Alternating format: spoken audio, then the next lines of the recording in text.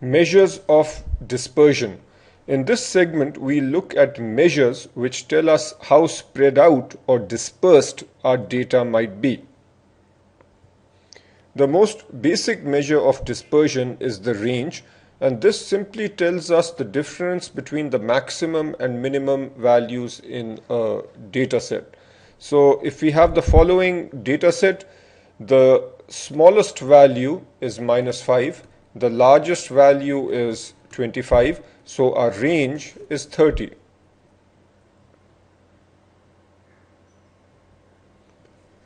Next, we look at the mean absolute deviation, or MAD. This is the average of the absolute values of the deviations from the mean.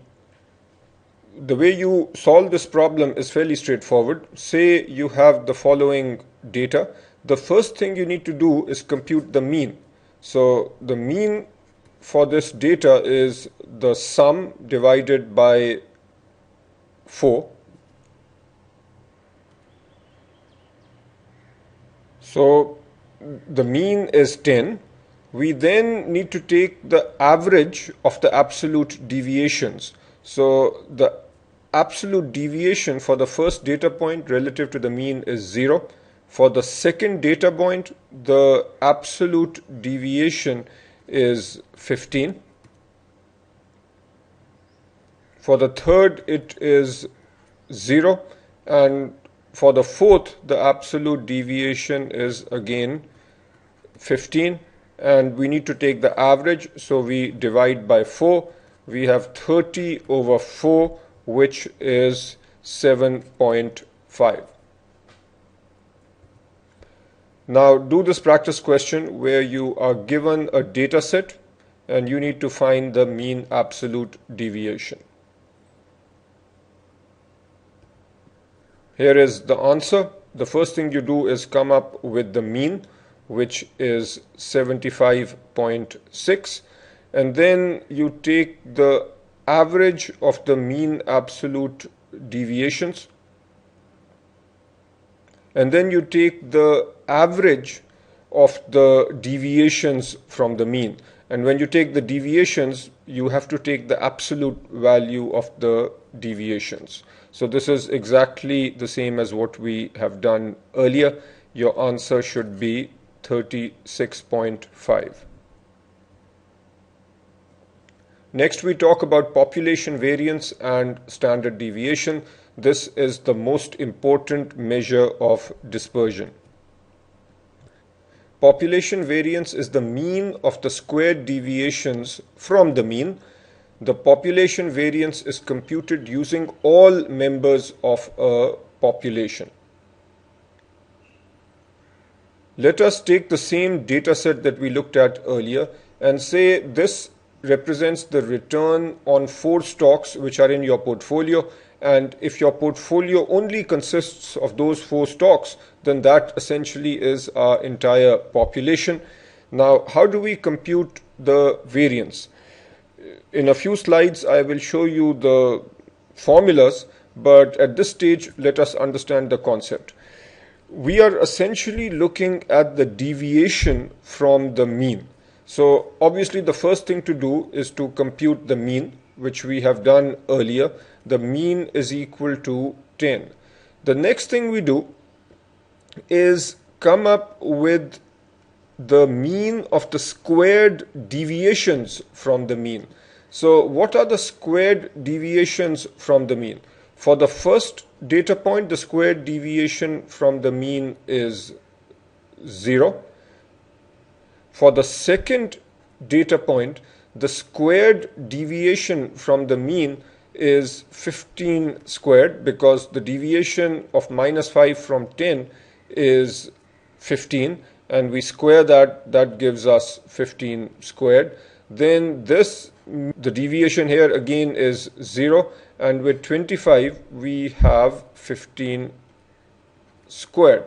So we need to find the mean of these squared deviations. So we just add them all and divide by 4, and we get 112.5. So this is the population variance. The population standard deviation is defined as the positive square root of the population variance. So we simply take the positive square root of 112.5 and we get 10.6. So 10.6 is a measure of how spread out the data is around the mean. Now take this hypothetical set of companies.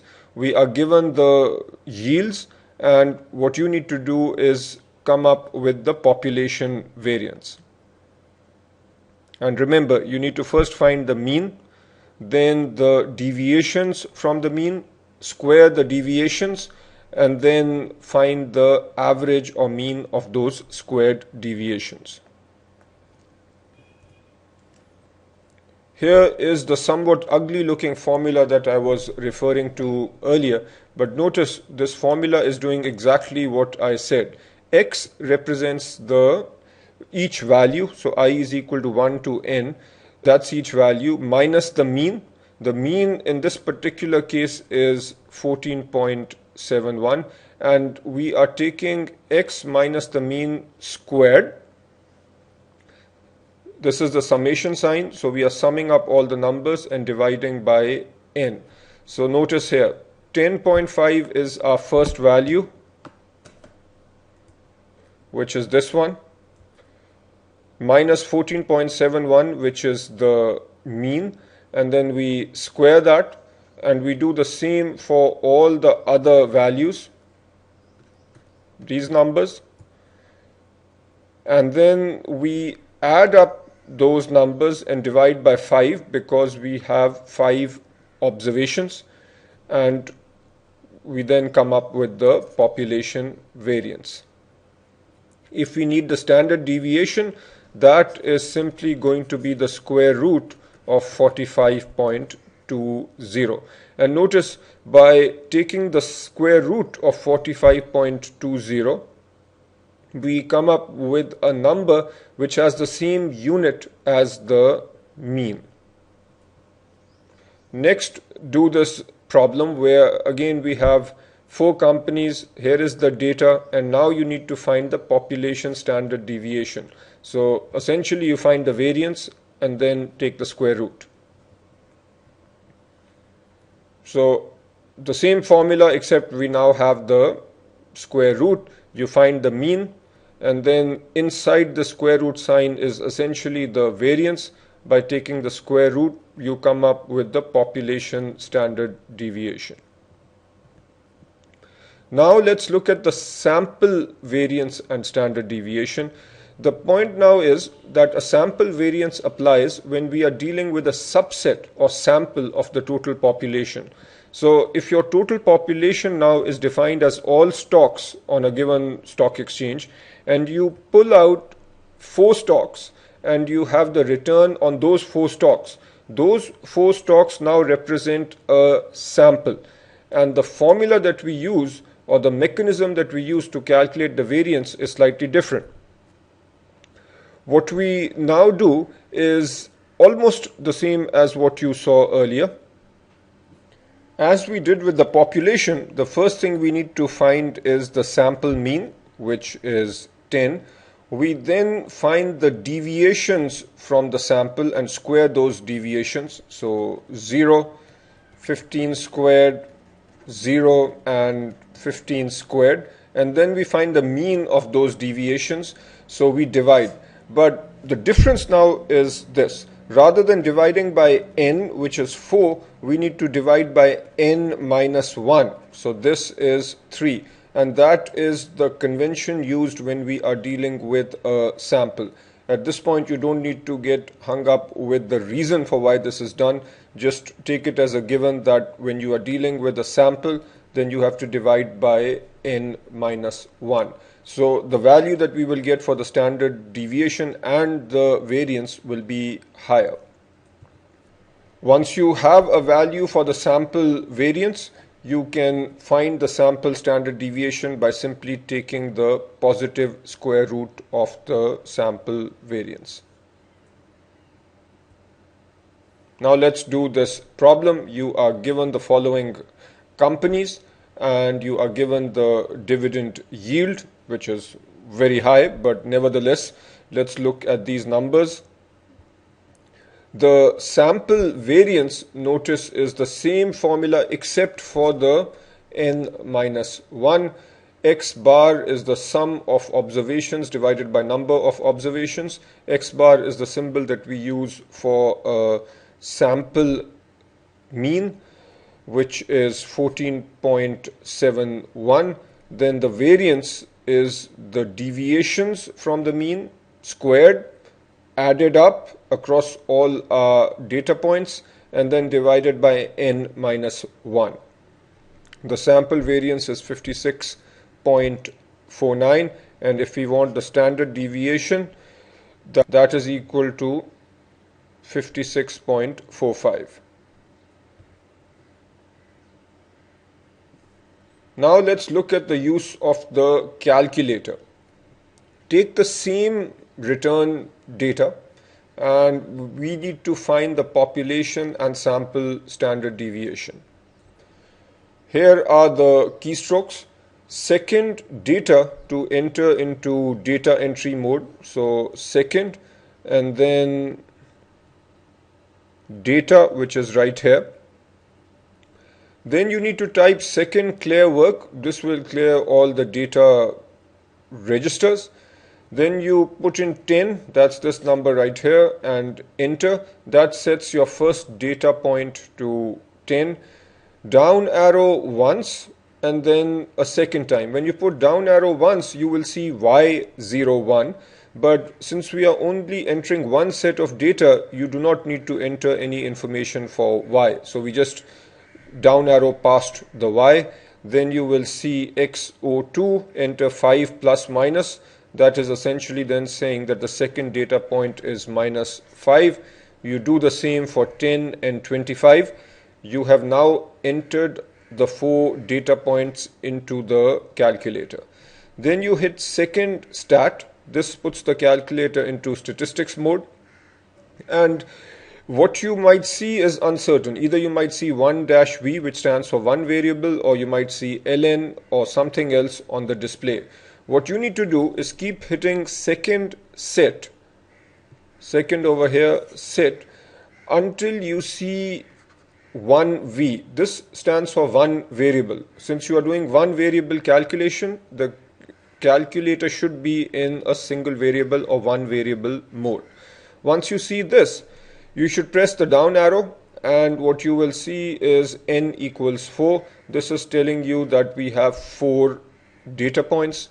You press the down arrow again and you will see X bar equals to 10. That is telling you that the mean of this data is 10. You press down arrow again, you will see SX equals 12.25. There might be more decimal places depending on how your calculator is set. So this stands for the sample standard deviation. The calculator obviously doesn't know whether this is a sample or a population. So it says that if these 4 data points are a sample, then the standard deviation is 12.26. And then you hit down arrow again, you will see this symbol. Notice this is the Greek symbol. So this is the population standard deviation. Assuming these 4 data points represent a population, then the standard deviation is 10.61. The calculator doesn't give you the variance, but if you want to find the variance, you can simply take this number and square it for the population variance, take this number and square it for the sample variance.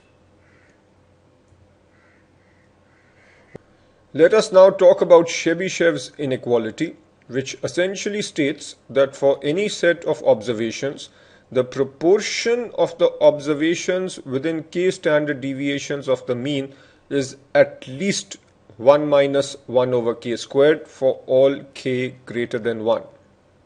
To understand this concept, let's say you have the following data. You have mean is equal to 20 and let's say that the standard deviation is equal to 3. We want to find out what percentage of the data must reside between two standard deviations from the mean. So we know that our mean is 20. Two standard deviations to the right of the mean would be 2 multiplied by the standard deviation number, which is 3. So that is 6. 26 is 2 standard deviations to the right of the mean, and similarly 14 is 2 standard deviations to the left of the mean. So the range 14 to 26 represents plus or minus 2 standard deviations from the mean. So what percentage of the data must lie between 14 and 26? In other words, what percentage of the data must lie between 2 standard deviations from the mean? And that is what Chebyshev tells us. K is the number of standard deviations from the mean, which in our example is 2. So the number of observations that must lie within 2 standard deviations of the mean is equal to 1 minus 1 over 2 squared, 1 minus 1 over 4. So this is 0.75. In other words, Chebyshev's inequality tells us that at least 75% of the data lies within 2 standard deviations of the mean. Now this can also mean that we have more than 75% within 2 standard deviations of the mean. But we can know for sure that it is not possible to have only 50% of the data within 2 standard deviations of the mean. This inequality is so powerful because it tells us for sure how to measure the maximum amount of dispersion regardless of the shape of the distribution. Notice that here we don't make any assumptions about whether the distribution is normal or not normal. This inequality applies across all distributions. Let's see if you can solve this problem now. Notice that when you plug in 3 over here, where 3 is the number of standard deviations, you will get 0.8889.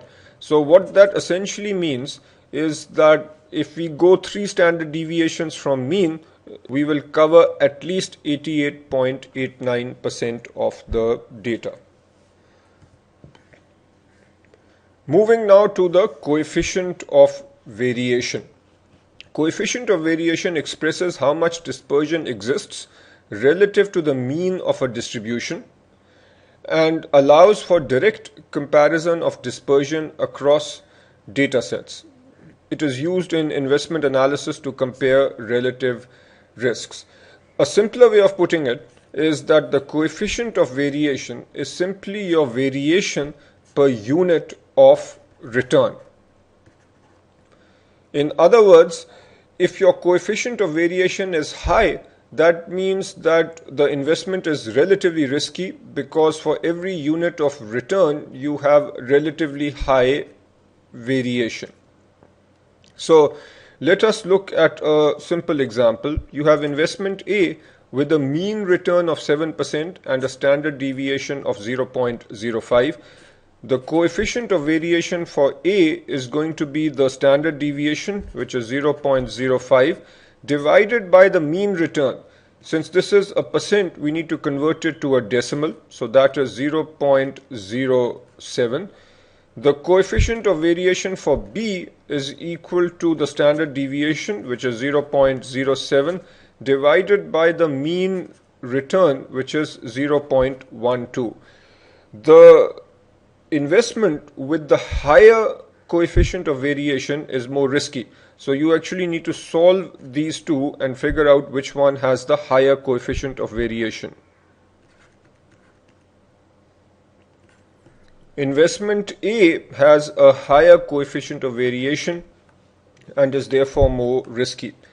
In case you forget whether the numerator or the denominator is this variation in the formula, The simple way to think of it is that the name is coefficient of variation. The emphasis is on variation, so we use variation or the standard deviation in the numerator. Now look at this example where you are given 3 bonds and you need to figure out the coefficient of variation for all 3. You simply need to divide the standard deviation by the mean. Notice here that I am using the percentages, and that's okay as long as we are consistent and both the numerator and denominator are using a percentage. The question asks for the lowest risk. Lowest risk would mean lowest coefficient of variation, and that would be B. The Sharpe ratio. The Sharpe ratio tells us whether a portfolio's excess returns are due to smart investment decisions or a result of excess risk. The Sharpe ratio is simply the return on a portfolio minus the risk-free rate divided by the standard deviation of the portfolio. So this is the excess return, and that is divided by the variation. So if you have a portfolio with a return of 10% where the risk-free rate is 4%, the excess return is 6%, we need to divide that by the standard deviation of the portfolio. Let's say that the standard deviation of the portfolio is 12%. This would mean that the Sharpe ratio is 6% over 12%, which is 0.5. Now this in of itself doesn't tell us whether the Sharpe ratio is good or bad. You need to compare with other portfolios.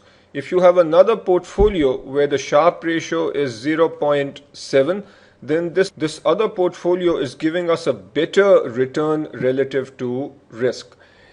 The way you can think of this is we are determining through the Sharpe ratio our excess return per unit of risk. And obviously it is better to have higher return or higher excess return per unit of risk. Let us solve this problem now. We are given 3 portfolios and we are given the mean returns and the variance for all 3 portfolios. You want to determine which has the highest Sharpe ratio. In other words, which portfolio is giving us the highest excess return per unit of risk. So all we need to do is the following. We take each return, subtract the risk-free rate and divide by the variance. If you do the calculations, you will notice that portfolio A is giving us the highest return per unit of risk and is therefore the best portfolio.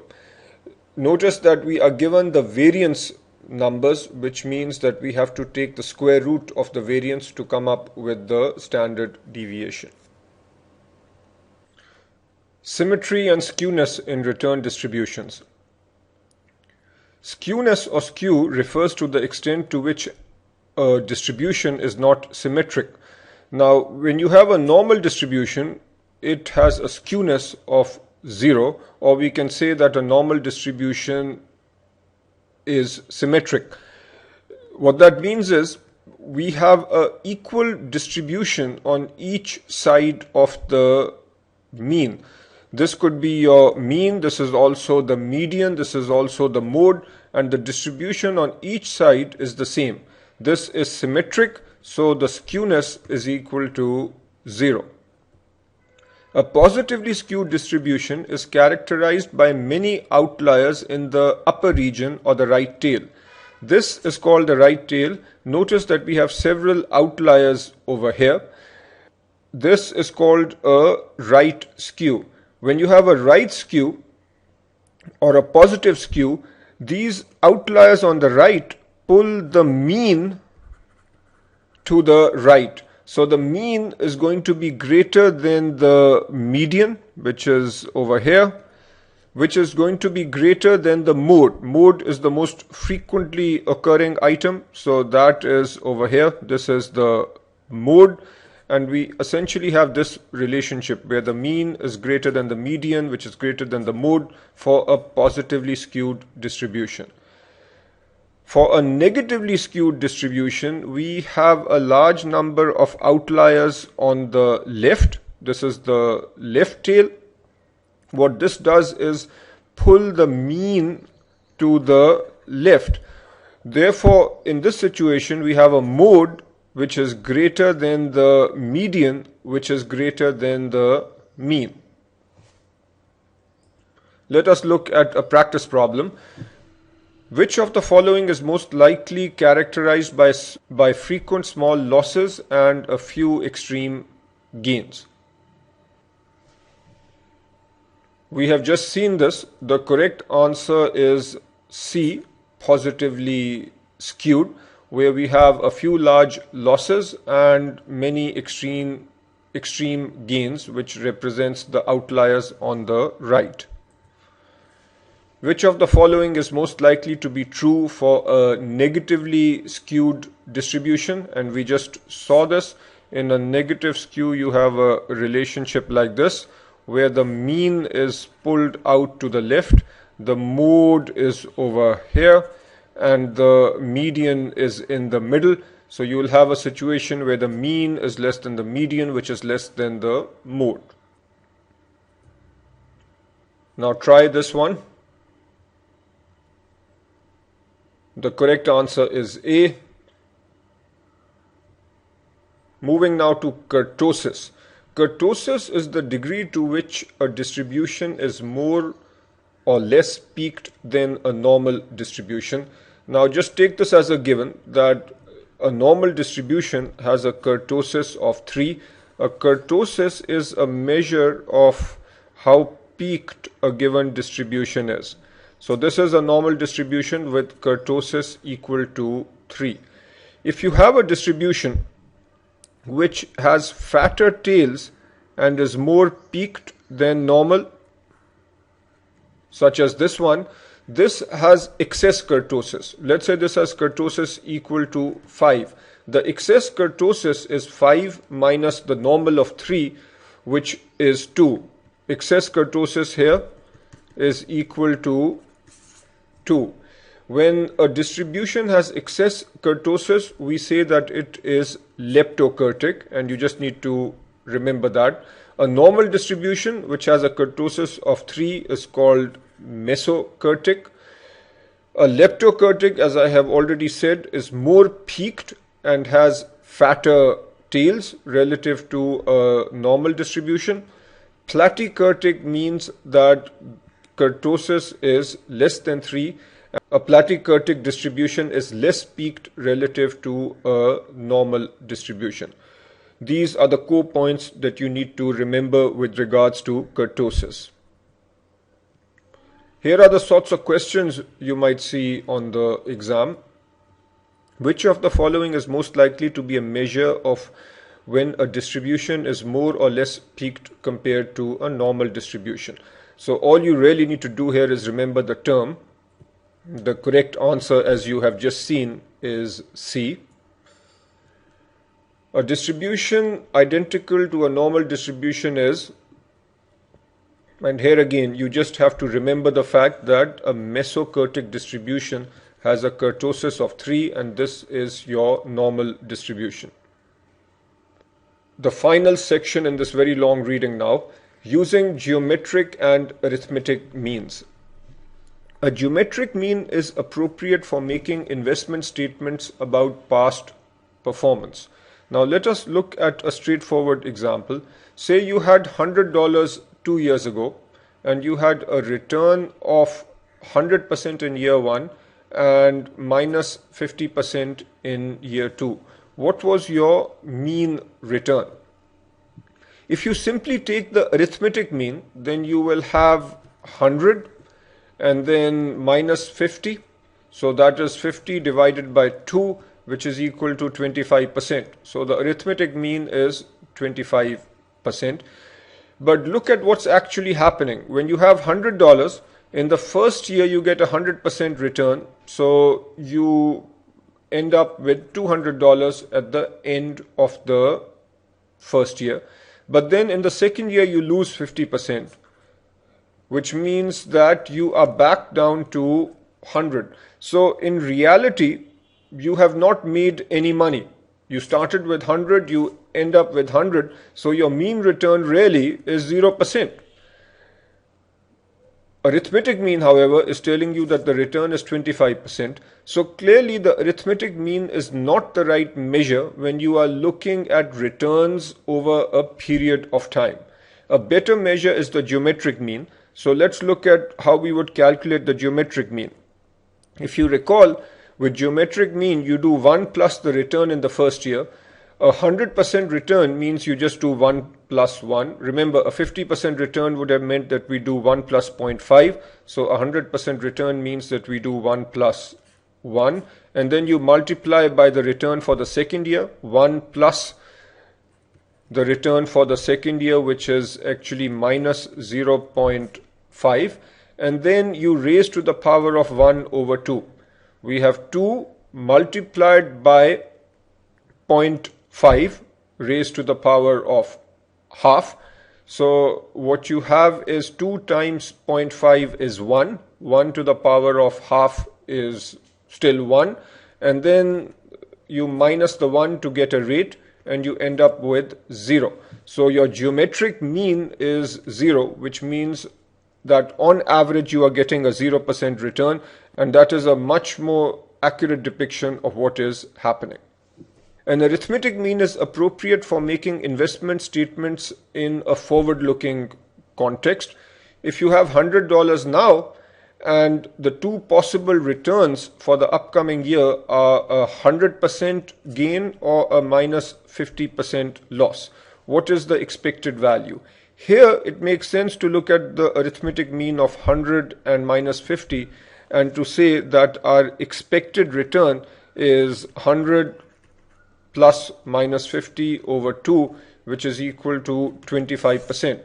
So saying that our expected return is 25% is appropriate. However, in the first scenario where we have time series data, there the appropriate measure is the geometric mean.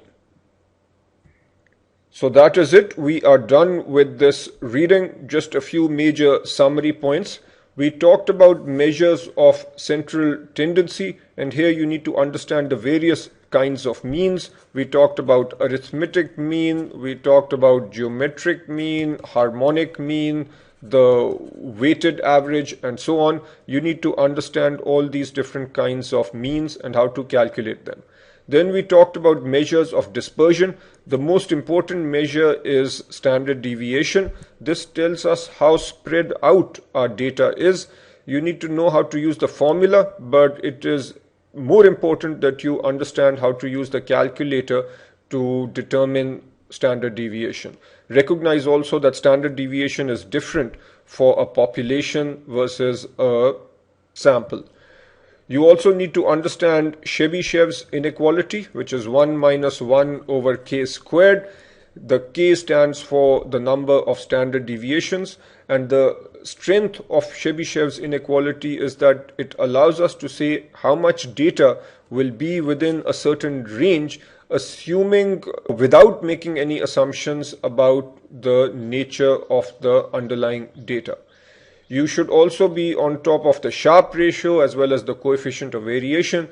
And finally, you need to understand the basics of skewness and kurtosis. In terms of the work that you now need to do, go over the learning objectives outlined in the curriculum, go over the examples and practice problems, especially the shorter problems or the multiple choice oriented problems in the curriculum. The other questions might look a little bit difficult, and that's okay. At least read the solutions and try to figure out what the curriculum is trying to say. I would say it is more important that you do practice questions from other sources like Schweser, and try to do as many questions as possible to make sure that you are on top of this material. That is it.